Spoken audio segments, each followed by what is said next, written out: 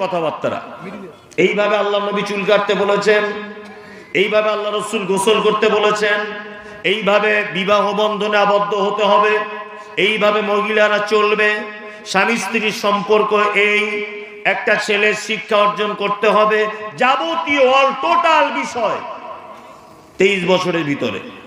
কিন্তু আমাদেরকে একটা কথা মাথায় রাখতে হবে, এই ব্যাপারগুলো সহজে সবার মাথাতে ঢুকবে না। হযরত মুহাম্মদ সাল্লাল্লাহু আলাইহি ওয়াসাল্লাম এই যে লং টাইম, জন্ম থেকে নিয়ে 40 বছর পর্যন্ত, আচ্ছা এই 40 বছরের পর্যন্ত মুহাম্মদ সাল্লাল্লাহু আলাইহি ওয়াসাল্লামের জীবনে কোনো অন্যায়, কোনো ভুল, কোনো পাপ হয়েছিল কি হয়নি? পাপ হয়েছিল? হয়নি।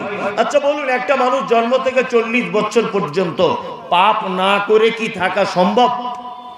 বলুন তো, আপনাদের গ্রামে একটা লোক আপনি বার করতে পারবেন যে লোকটার এখন 20 বছর বয়স, লোকটা একটাও পাপ করেনি? এরকম লোক আছে? আছে? নেই। তার দ্বারাতে সামান্য একটা পাপ হয়েছে। কিন্তু মুহাম্মদ সাল্লাল্লাহু আলাইহি ওয়াসাল্লাম নবী হবার আগেও কোনো পাপ কাজে লিপ্ত হয়নি। কারণ কি? কারণ হচ্ছে এই যে আল্লাহ সুবহানাহু ওয়া তাআলা শুধুমাত্র নবুয়তি দিয়েছেন 40 বছরে, কিন্তু নবী হিসাবে সিলেক্ট করেছেন জন্ম থেকেই। এই কারণে কোনো পাপ সম্ভব হয়নি।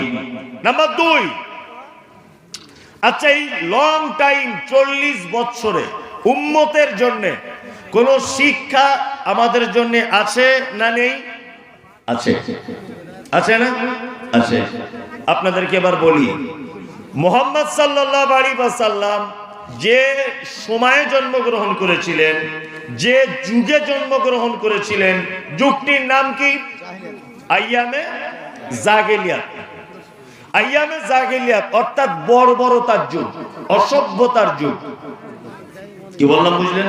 অজ্ঞতার যুগ। মানুষ এতটাই অজ্ঞ ছিল যে কোনো মানুষ মারা গেলে তার মাথাটা কেটে নিত, মাথাটা কেটে নেওয়ার পরে তার মগজ বার করে দিত, দিয়ে একটা টুপির মতো তৈরি করত, এইরকম মাথার খুলি যেটাকে বলে, এইটাতে তারা মদ পান করত। এত জাহিলিয়াত ছিল। রাতের বেলা নারী পুরুষ সেক্সের প্রয়োজন হয়, যারা যৌবনে পদার্পণ করেছে। ইসলাম শুধুমাত্র পারমিশন দিয়েছে তুমি সেক্স বা যৌনতার সম্পর্ক করতে পারবে শুধুমাত্র তোমার স্ত্রীর কাছে, আর কোন বিকল্প পদ্ধতিতে তুমি তোমার সেক্স বা যৌবন মেটাতে পারো না। কিন্তু তখন এমন একটা জাহিলিয়াত ছিল যে একজন পুরুষ রাতের বেলা তার মায়ের কাছে শুয়ে পড়ত, তার ফুপুর কাছে শুয়ে পড়ত, তার নিজের আপন বেটিকে নিয়ে রাতের বেলা যৌবনের সম্পর্ক করত। এইরকম একটা কঠিন পরিস্থিতিতে মুহাম্মদ সাল্লাল্লাহু আলাইহি ওয়াসাল্লামের জন্ম হয়েছিল। আইয়ামে জাহেলিয়াতে 4টে পাপ ছিল সবথেকে ভয়ঙ্কর পাপ। কটি পাপ? 4টে। এক নম্বর হচ্ছে মদ পান, 2 চক্রবৃদ্ধি হারে সুদ, 3 ব্যভিচার, 4 গোত্রীয় ঝামেলা। মক্কার সবথেকে ভয়ঙ্কর এই 4টে পাপ ছিল। ইতিহাস স্বর্ণোজ্জ্বল অক্ষরে তার প্রমাণ রেখে গেছে। আলেম ওলামারা জানেন যে আউস আর খাজারাত এই দুটি গোত্র একটা উটকে পানি পান করানোকে কেন্দ্র করে 100 বছর যাবত তারা যুদ্ধ করেছে। 100 বছর একটা উটকে সামান্য পানি পান করানোকে কেন্দ্র করে 100 বছর গোত্রীয় ঝামেলা। আল্লাহ নবী সাল্লাল্লাহু আলাইহি ওয়াসাল্লাম তিনি দেখতে পেলেন যে মক্কাতে চলে ব্যভিচার, মক্কায় চলে সুদ, মক্কায় চলে ঘুষ, মক্কায় চলে গরিবদের উপর অত্যাচার, মক্কায় চলে লুটতরাজ, মক্কায় চলে গোত্রীয় ঝামেলা। এই সমস্ত জিনিসকে সমাজ থেকে হটাতে গেলে ঐক্যবদ্ধভাবে লড়াই চালাতে হবে, একা একা সম্ভব নয়। তখন তিনি নবী হননি। নবী হওয়ার আগে একটা সংগঠন তৈরি করেছিলেন, সেই সংগঠনের নাম দিয়েছিলেন হিলফুল ফুজুল। আলেম ওলামারা জানেন হিলফুল ফুজুল। আর এই হিলফুল ফুজুল কাদেরকে নিয়ে খুলেছিলেন? যুবকদেরকে নিয়ে।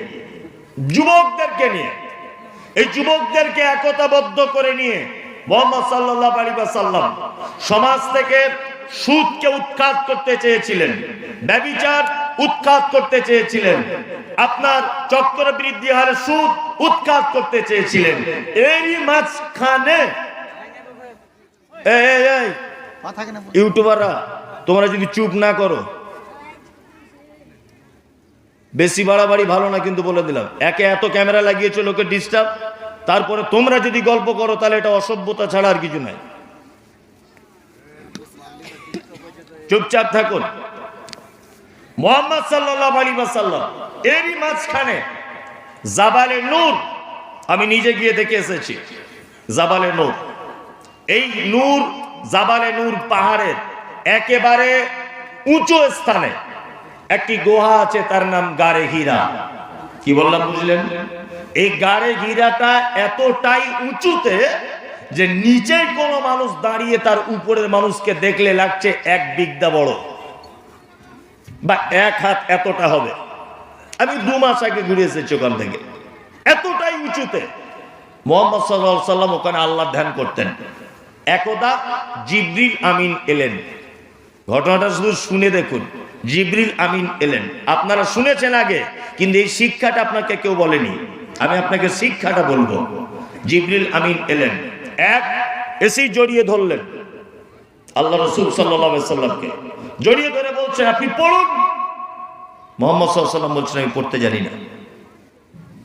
আবার জড়িয়ে ধরলেন, পড়ুন। পড়তে জানি না। আবার জড়িয়ে ধরলেন, পড়ুন।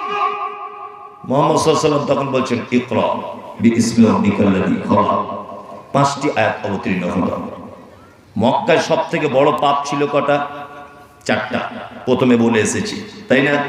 জি। কিন্তু আল্লাহ সুবহানাহু ওয়া তাআলা আয়াত অবতীর্ণ করতে পারতেন যে সুদ হারাম, মক্কায় ব্যাপক হারে সুদ চলছে। এইটা বলতে পারতেন যে বাপ বেটির সাথে ব্যভিচার করছে, ব্যভিচার হারাম। এটা বলতে পারতেন না? পারতেন। মানুষ মানুষকে হত্যা করছে, হত্যা হারাম। এই আয়াতটা প্রথমে অবতীর্ণ করতে পারতেন না? পারতেন।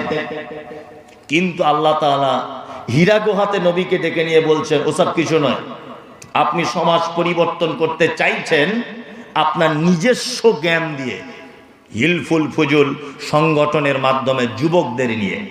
এই জ্ঞান দিয়ে কোশ্চিন কালেও সমাজ পরিবর্তন করা সম্ভব নয়। আপনি একজন অশিক্ষিত লোক, ওই জন্য সমাজ যদি আপনি পরিবর্তন যদি করার ইচ্ছা রাখেন, আপনাকে প্রথম পড়াশোনা করা লাগবে। তার মানে বোঝা যায় একটা জাতিকে পরিবর্তন করতে গেলে সর্বপ্রথম যে হাতিয়ার, তার নাম শিক্ষা। শিক্ষা ছাড়া কোন জাতিকে পরিবর্তন করা যায় না। 2, যা তা শিক্ষা নয়। আল্লাহ তাআলা বলছেন বিইসমি রাব্বিকাল্লাযী খালাক, আপনি পড়ুন ওই প্রভুর নামে যে প্রভু আপনাকে সৃষ্টি করেছে। তার মানে এমন একটা শিক্ষা দিয়ে সমাজ পরিবর্তন করতে হবে যে শিক্ষা রবের পরিচিতি পর্যন্ত ঘটিয়ে দেয়। বুঝাতে পেরেছি? চলুন এই ঘটনা থেকে 3টে শিক্ষা নেন।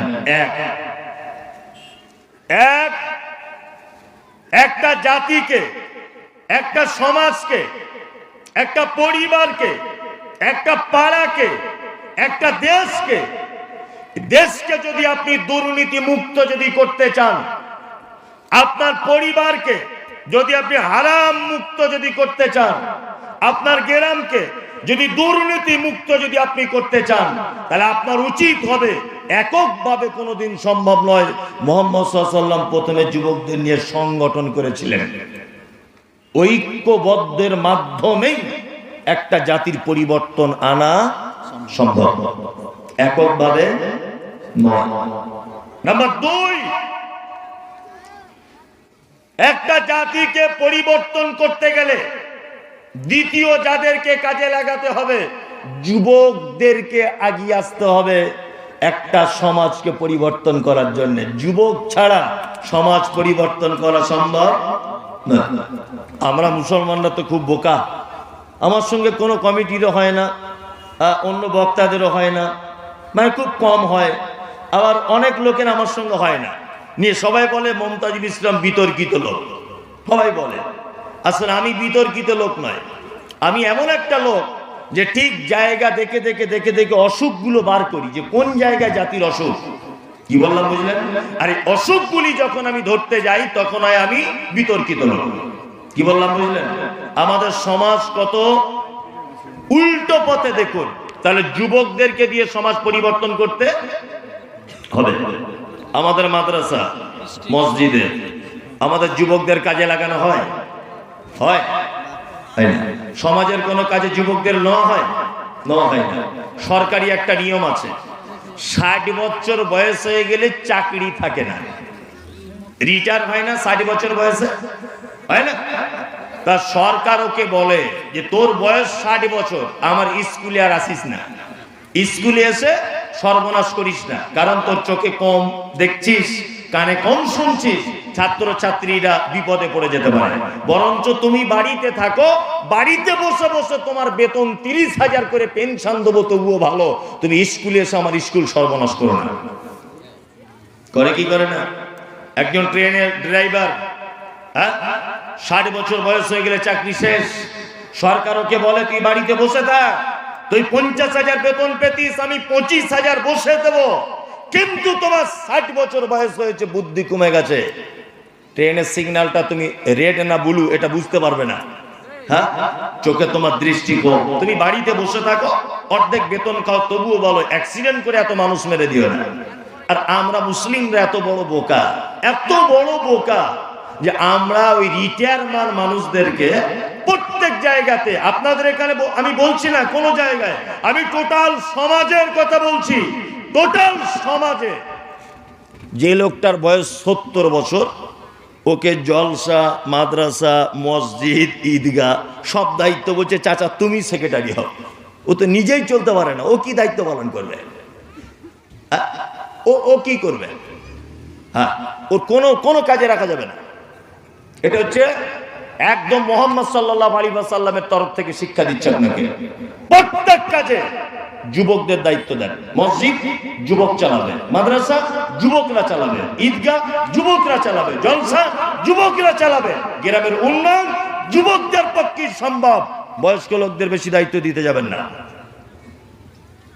একটা কথা বলে দিলাম। দ্বিতীয় কথা হচ্ছে এই, আরো একটা চড়া কথা শুনে রেখে দেন, আরে এরা তো সেই যুবকের দল যারা পরের জায়গা দখল করে, পরের ঝাড়ের বাঁশ কেটে, রাতারাত্রি বন্ধু বান্ধব 20 জন এক জায়গায় হয়ে ক্লাব তৈরি করে, রাত 2টোর সময়তে দোকানদারের দোকান খুলে টিভি কিনে এলে ক্লাব চালু করে। এদের পক্ষেই সমাজ পরিবর্তন করা সম্ভব। এরা তো সেই যুবক যারা 10 জন মিলে বন্ধু বান্ধব রাত 12টার সময়তে যুক্তি পরামর্শ করে পোল্ট্রির দোকানদারের দোকান খুলে 5 কেজি মাল কিনে এনে রাতের বেলাতে গ্যাস ওভেন ভাড়া করে পিকনিক করতে শুরু করে। যারা এত বড় রিস্ক নিতে পারে রাত 12টার সময়, এদেরই পক্ষে সম্ভব জাতিকে পরিবর্তন করা। কি বললাম বুঝলেন না? এদেরই পক্ষে সম্ভব। 70 বছর বয়স, 60 বছর বয়স, আপনি বসে থাকুন, আপনার ছেলেকে দায়িত্বটা দেন, আপনি বুদ্ধি পরামর্শ দেন, আপনার কাজের স্পিড কমে গেছে। কি বললাম বুঝলেন? প্রতিটা কাজে যুবক ছেলেদেরকে প্রাধান্য দেন, প্রতিটা কাজে যুবকদের আগিয়ে দেন।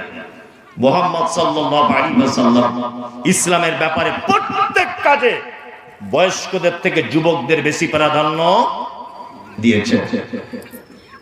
আজকে একটা যুবক ছেলে সে যদি কোনো দায়িত্বে থাকে, সমাজ দুটো দিকে উপকৃত হবে।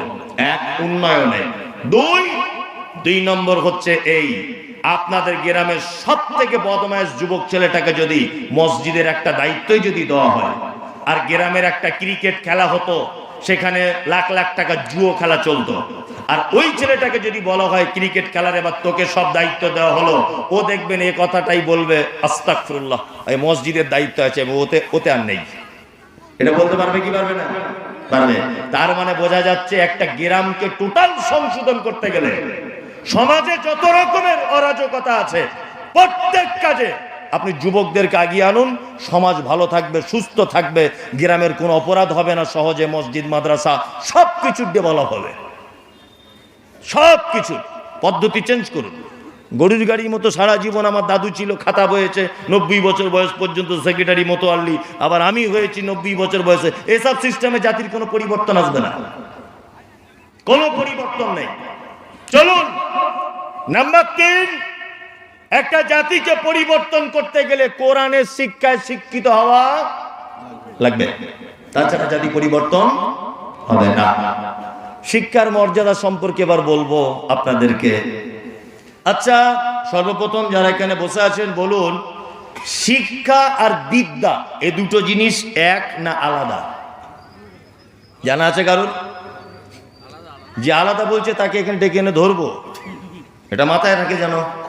আর শিক্ষা বিদ্যা আলাদা, ঠিক বলেছে ভাই, শিক্ষা আলাদা, বিদ্যা আলাদা। বিদ্যা কাকে বলে?